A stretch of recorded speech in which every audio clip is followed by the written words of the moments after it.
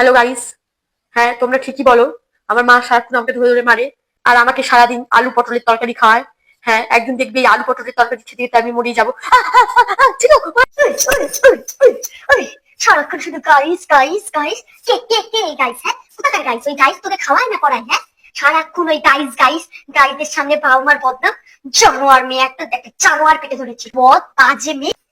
তো তো কি করবে ওরা? বলবে না? ওরা তো সারাক্ষণ দেখছে না, ওরা তো কমেন্টে সারাক্ষণ লেখে যে তোর মা তো ধরে ধরে মারে।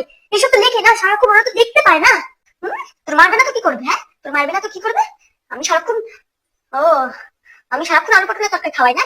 কে ওই তো তোদের, যা ওই গাইসদের কাছে যা, দেখ কি খেতে দেয়। বাড়ি থেকে বেরিয়ে যাবি আজকের পর থেকে, যেন তোকে বাড়িতে না দেখি। বাড়ি থেকে বেরিয়ে যাবি, ওই গাইসদের কাছেই তুই থাকবি, খাবি, ওরাই তোকে দেখবে। আমি যেন আর তোকে বাড়িতে না দেখতে পারি। বাড়িতে দেখতে পেলে মেয়েরা তো ঠান ভেঙে দেবো। অর্থাৎ জানোয়ার বদমাস মেয়ে কথা। আহা, আমি পারি না আর